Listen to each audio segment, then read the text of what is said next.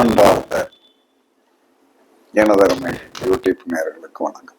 இது ஒரு முக்கியமான பதிவு தான். பிறப்புல ஒரு ரகசியம் இருக்கு. பிறப்புல ரகசியம் இருக்கு. எல்லா காலத்திலையும் பிறப்புல ரகசியம்லாம் இல்லாம இல்லை.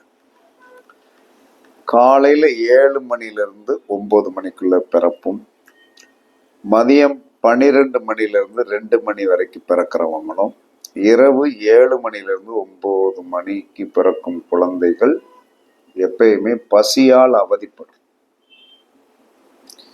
இதை பரிச்சித்து பார்க்கணும். ஏன்னா நம்ம பிறந்த டயம் எத்தனை மணிக்கு நம்ம பிறந்தோம். அப்ப நம்மளுடைய பசியோடைய தன்மை என்ன, தாங்கக்கூடியது. இதுல என்ன பெரிய ரகசியம் அப்படிங்க? பிறப்பே ரகசியம்தான். காலையில 7 to 9க்கு பிறந்தா என்ன எப்படி இருக்கும்? காலையில 7 to 9க்குள்ள எல்லாரும் பிரேக்ஃபாஸ்ட் எடுப்போம். மதியம் 12 to 2 டின்னர். இரவு என்ன சொன்னா இரவு சாப்பாடு. இரவு 7 to 9 தான் சாப்பிடுவோம். இந்த காலத்தில் பிறந்த குழந்தைகள் பசி பொறுக்காது. அப்ப பசியால் அவதிப்படும். நல்லா சாப்பிடுவான். அப்ப நம்ம என்ன செய்யணும், இவங்களுடைய பிறப்பை நம்ம கவனிக்கணும். 7 to 9 பிறந்திருக்கானா, 12 to 2 பிறந்திருக்கானா, இரவு 7 to 9 பிறந்திருக்கானா, இந்த குழந்தைகளுக்கு கரெக்டா இவங்களுக்கு சாப்பாடு கொடுக்கறதுக்கு என்ன செய்யணும், நம்ம கரெக்டா இது பண்ணிடணும். இல்லைன்னா சாப்பாட முடியாமல் இவங்களால பசி பொறுக்க முடியாது. இந்த நேரம் தவிர்த்து பிறக்கிற குழந்தைகள் சில நேரங்கள்ல பசி இல்லாமல் இருக்கும். அந்த நேரம் தவிர இப்ப நான்லாம் 7 மணிக்குள்ள பிறந்தேன். 7 மணிக்குள்ளதான் பிறந்தாள். அப்ப இந்த 7 மணிக்குள்ள பிறந்த ஆளு அப்படின்னா என்ன சொல்லணும், இன்னைக்கு வரைக்கும் என்ன சொல்லணும்னா, பெரிதாக பசி அப்படின்னு சொல்லக்கூடிய ஒரு விஷயத்தில் என்ன சொல்லலாம்னா நான் எனக்கு ஒரு பெரிய பிரச்சனை எனக்கு வந்ததே கிடையாது. அப்ப பசி என்று சொல்லக்கூடிய அந்த பிரச்சனை வந்ததே கிடையாது. அது நமக்கு என்ன சொன்னா, நம்ம அந்த டயத்துக்கு முன்னாடி பிறந்துட்டோம். அந்த டயத்துக்கு முன்னாடி, சாப்பாட்டு டயத்துக்கு முன்னாடி பிறந்துட்டோம்.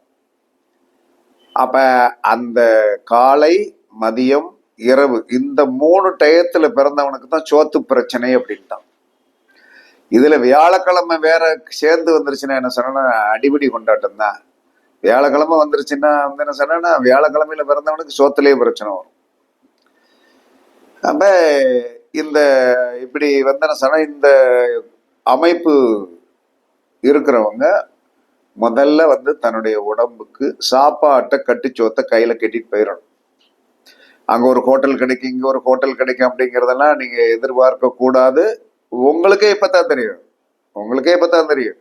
ஆமா, 7 to 9 பிறந்தால், 12 to 2 பிறந்தால், இரவு 7 to 9 பிறந்தால் நமக்கு பசி நோய் உண்டு. பசிங்கிறது ஒரு நோய் தானே, பிணி. அந்த பிணியை என்ன சொன்னா நம்ம தவிர்த்து கொள்ள வேண்டும். இவனுக்கு தான் என்ன சொன்ன, அந்த டைம் சாப்பிட்றதுல பிரச்சனை, அல்சரு, கழுதை, குதிரை, சப்பு சவருன்னு வந்துடும். அப்ப இந்த டயத்தை தப்பி பிறக்கிற குழந்தைகள் இருக்கும் இல்லையா, இவர்கள் பசியில் துடிப்புடையவர்கள், அதிகமாக சாப்பிடக்கூடியவர்கள். இவர்களுக்கு என்ன சொன்னா, சோறு டயத்துக்கு வேணும். ஏன்னா அவங்க சாப்பாட்டு வேளையில் பிறக்கிறவர்கள். காலை சாப்பாட்டு வேளையிலும், மதிய சாப்பாட்டு வேளையிலும், இரவு சாப்பாட்டு வேளையிலும் பிறக்கிறவங்க. சரி, இப்படி பிறக்காதவங்க என்ன சொன்னா, மந்தம் கொஞ்சம் சாப்பாட்டை பெருசா எடுத்துக்க மாட்டான். சரி, 2 மணி ஆச்சா, ஒன்றும் பிரச்சனை கிடையாது, சரி சாப்பிட்டுக்கலாம் அப்படிமா. இல்ல என்ன இவங்க டயத்துக்கு சாப்பிட்டுருவாங்க.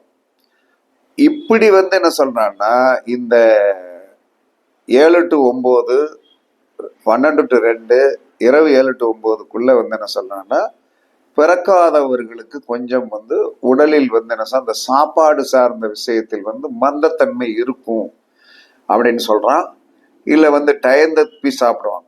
அப்ப எந்த உலகத்திலையுமே டயந்தப்பி சாப்பிடுவது தப்பு, டயத்தோட சாப்பிடுவது நல்லது. ஏன்னா உலகத்துல இதுதான். இப்ப எத்தனை மணிக்கு வேணாலும் சாப்பிடலாம் அப்படிங்கிற ஒரு சட்டம் எல்லாம் கிடையாது. 6 மணிக்குள்ள சாப்பிடணும். அப்படி இல்லாததுனால நோய் அதிகமாகி போச்சு. அப்ப நீங்க என்ன சொன்னா, இந்த டயம் தப்பி பிறந்தவங்க என்ன செய்யணும், டயம் தப்பி பிறந்தவர்கள், டயத்துக்குள்ள பிறந்தவன் இது வந்து ஒரு டயத்துக்குள்ள பிறந்த, மற்ற நாள்கள் பிறக்கலாமா வேண்டாமா அதெல்லாம் கிடையாது. இதுல பிரச்சனை என்பது வந்து சொன்னா இந்த 3 டயத்துக்குள்ள பிறக்கிறவன் பசி தாங்க மாட்டான், அவனுக்கு டயத்துக்கு கொடுத்துடணும். மற்ற நேரங்களில் பிறந்தவர்களுக்கு என்ன சொன்னா மந்தத்தன்மை கொஞ்சம் உண்டு அப்படிங்கிறான், வயிறு சார்ந்த பிரச்சனைகள் உண்டுங்கிறான். அப்ப நீங்கள் என்ன செய்யணும் அப்படின்னா, கிராம தெய்வங்களுக்கு, கிராம தெய்வங்கள் இருக்கு இல்லையா, கிராம தெய்வங்கள் என்று சொன்னால் இந்த கிராம தேவதைகள் அப்படின்னு சொல்லக்கூடிய வன தேவதைகள், வனதேவதை அப்படின்னு சொல்லுவாங்க, இல்ல வனதுர்க்கை, அந்த மாதிரி கிராம தேவதை, கிராமத்தில் இருக்கின்ற, கிராமத்துல வந்து ஒரு நல்ல சிம்பிளான ஒரு கோயில் கட்டி விளக்கு போடுறது கூட வந்து ஆள் இருக்காது, நெவல்ல வச்சிருப்பாங்க.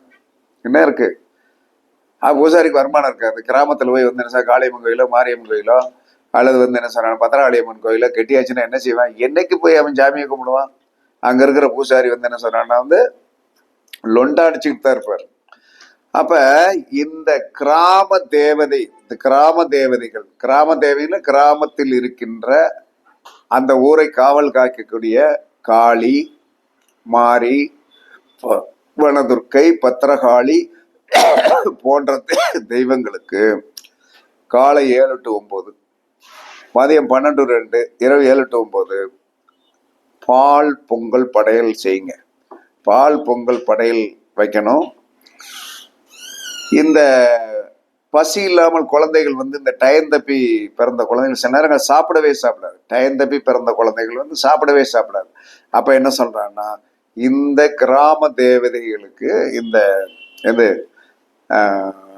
பால் பொங்கல் படையல் வச்சு அதுக்கு நிவேதானம் வச்சு, இதை பசி இல்லாமல் இருக்கிற குழந்தைகள், இந்த அன்டயத்துல தப்பி பிறந்த குழந்தைகள் கொஞ்ச காலம் வந்து இந்த பிள்ளை சாப்பிடவே மாட்டேங்க அப்படிம்பாங்க, சாப்பிடவே மாட்டேங்க, என்ன செய்யறது அப்படிம்பாங்க. அப்ப இந்த பசி இல்லாமல் இருக்கிற குழந்தைகளுக்கு கொடுக்கணும்.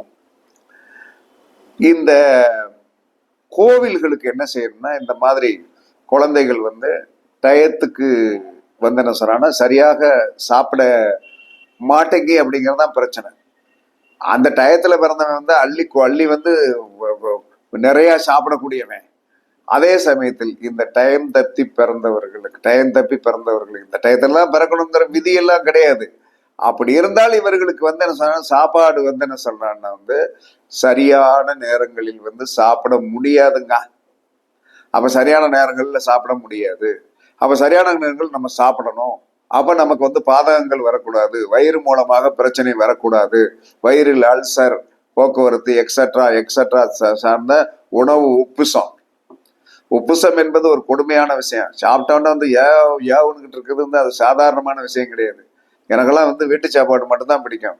ஹோட்டல்ல போய் சாப்பிட்டோம்னா என்ன சொல்ல, நான் சாப்பிட்டது வந்து என்ன சொன்னா, போன ஞாயிற்றுக்கிழமைக்கு இந்த முந்தின ஞாயிற்றுக்கிழமை போய் ஒரு ஹோட்டல்ல வந்து என்ன சொல்றேன்னா வந்து அழகா தயிர் சாதம் வாங்கி சாப்பிட்டதோடைய வினை அதை நம்ம வந்து என்ன தெரியும். இந்த வினையை வந்து என்ன சொன்னான்னா வந்து சில வினைகளை வந்து மனிதன் வந்து என்ன சொல்றான்னா அனுபவிக்க வேண்டும் என்று சொல்லக்கூடியது கர்மா.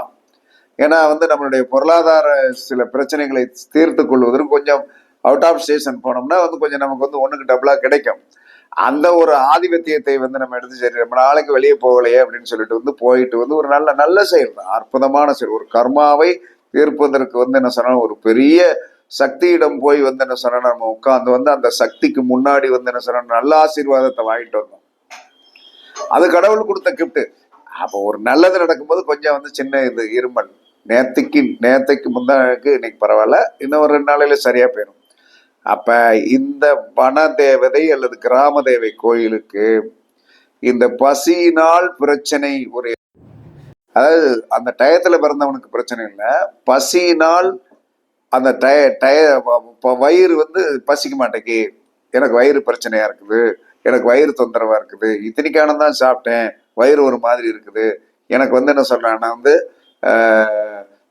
கொஞ்சம் தான் சாப்பிட்டேன், சாப்பிட முடியல, நைட்டு வந்து ஒரு பழம் சாப்பிட்டு படுத்தேன், இந்த மாதிரி வந்து என்ன சொன்னா ஒரு பொழப்பம் வந்து உணவால் ஒரு பொழப்பம் இருக்கும்.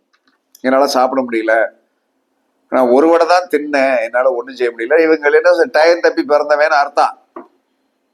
இப்ப நாங்களாம் டயம் தப்பி பிறக்கல, அதனால எங்களுக்கு பிரச்சனையே கிடையாது. டயம் தப்பி பிறந்தவனுக்கு தான் என்ன சொல்றான்னா வந்து ஒண்ணு காலையில 7 to 9 பிறக்கணும், இல்லைன்னா என்ன சொன்னா 12 to 2 பிறக்கணும், இல்லை 7 to 9 பிறக்கணும். இது ஒரு கணக்கு வச்சிருக்காங்க, முன்னோர்கள் சொன்னதுதான், நான் சொல்லலை. அதே சமயத்தில் என்ன சொன்ன டைம் தப்பி பிறந்தவர்கள் என்ன சொல்றாங்கன்னா உணவு பிரச்சனை என்பது அவர்களுக்கு உண்டு. அந்த உணவு பிரச்சனையை சரி செய்யக்கூடிய தெய்வங்கள் கிராம தேவதைகள் தான். அந்த கிராம தேவதைகளுக்கு இளம் வயதாக இருக்கும்போது குழந்தைகளுக்கு என்ன சொல்றாங்கன்னா, நீங்க என்ன சொன்னா அந்த பசி பிரச்சனை வராது, பசி எடுக்காம என்ன சொன்னா இருக்கிற குழந்தைகள் இந்த கிராம தேவதைகள் கோயிலுக்கு போய் பால் பொங்கல் படையல் வைத்து அந்த சாமியெல்லாம் கும்பிட்ட பிறகு அந்த படையல் வைச்ச உணவை இந்த குழந்தைகளுக்கு ஊட்டினோம்னா இந்த தோஷம் போகும். அதற்கடுத்து அந்த வனதேவதை கிராம தேவதை கோயிலுக்கு பித்தளையில் என்ன சொன்ன ஒரு விளக்கு வாங்கி, பித்தளையில் விளக்கு வாங்கி வச்சு அதுல நெய் தீபம் ஊத்தி எரிக்க சொல்லணும். இதெல்லாம் நீங்க செஞ்சீங்கன்னா இந்த பிறப்பால் ஏற்படுகின்ற தோஷங்கள் நீங்க இது பரிச்சித்து பாருங்க. இது இப்போதைக்கு இந்த சொல்லக்கூடிய விஷயம் புதிதுதான். இந்த இதை நம்ம என்ன சொன்னா ஒரு டயத்துல பிறந்திருக்கோம். இந்த டயத்துல நமக்கு இந்த மாதிரி உணவு டயத்துல பிறந்தவனுக்கு பசி அகோரம், உணவு டயத்தை தப்பி பிறந்தவனுக்கு என்ன சொன்னா பசி மந்தவனு சொல்றான். இது 2 ரிசல்ட் தான். அப்ப இந்த 2 ரிசல்ட்டுக்கு என்ன சொன்னா, உணவு டயத்துல பிறந்தவன் சரியான டயத்துக்கு சாப்பிட கத்துக்கோ. உணவு டயத்துக்கு தப்பி பிறந்தவன் என்ன சொல்றான்னா, நீங்க என்ன செய்யணும்னா உங்களுடைய வயிறு சார்ந்த சாப்பாடு டயத்துக்கு சாப்பிட முடியாதது, சாப்பாட்டுக்கு டயத்துக்கு சரியான சாப்பிட முடியாத டயத்துல தானே பிறந்திருக்கோம். அப்ப என்ன சொன்னா அதை சரிவெடுத்துக் கொள்வதற்கு இந்த கிராமத்து கோவில்களில் கிராமத்துக்கு இது காவல் தெய்வங்களுக்கு நீங்கள் பால் பொங்கல் படையல் வச்சு அந்த உணவை வாங்கி சாப்பிடுங்க. வாங்கி சாப்பிட்டீங்கன்னா அந்த தோஷம் போகும். அது உங்க பேர் இருக்கிறபடி இந்த அன்டயத்துல பிறந்து சாப்பாட்டு டயத்துல பிறக்காதவங்க வாழ்க்கையில் வயிற்றால் ஒரு பிரச்சனை உண்டுன்ட்டான். அது உண்டு, அதுல எந்த மாற்றமே கிடையாது. அப்ப நீங்க என்ன செய்யணும்னா கண்டிப்பாக அந்த கோவிலுக்கு ஒரு வெண்கல விளக்கு எடுத்து வச்சு அதுல நெய் தீபம் ஊத்தி எரிக்கிறதுக்கு சொல்லுங்க. வெண்கல விளக்கு எடுத்து கொடுத்துட்டாலே அவங்க பூசாரி மாதிரி ஏதாவது ஒரு எண்ணெயை ஊத்தி எரிச்சிருவான். நம்ம முதல்ல போடும்போது அந்த வெண்கல விளக்கு சிறு விளக்கு காமாட்சி விளக்கோ இதை எடுத்து கொடுக்கும் போது நம்ம நெய் தீபம் போட்டு வந்துட்டோம்னா அந்த தோஷங்கள் போகும். காலங்காலமாக ஒரு தெய்வத்தை தானம் பண்ணிவிட்டால் நம்மளுடைய தோஷங்கள் போகும், நம்முடைய வயிறு சார்ந்த பிரச்சனைகள் தீரும் என்று சாஸ்திரம் சொல்லுகிறது. நான் சொல்லலை, பரிச்சித்து பாருங்கள். எல்லோருக்கும் என்ன சொன்னா இந்த வீடியோக்களை என்ன சொன்னா ஒவ்வொன்றும் ஒரு கருத்து உள்ள வீடியோவா தான் இருக்கும். அதை பரிச்சித்து பாருங்கள். வெற்றி பெறுவதற்கு வாழ்த்துக்கள் கூறி உங்களிடமிருந்து விடைபெறுவது சிப்பிப்பாறை ஜோதிடரசு ஆதி ராகவன் ஜெயபாலாஜி. சுகமே சூழ்க, சுகமே சூழ்க. வாழ்க வளமுடன், வாழ்க வளமுடன். வணக்கம், வணக்கம், வணக்கம்.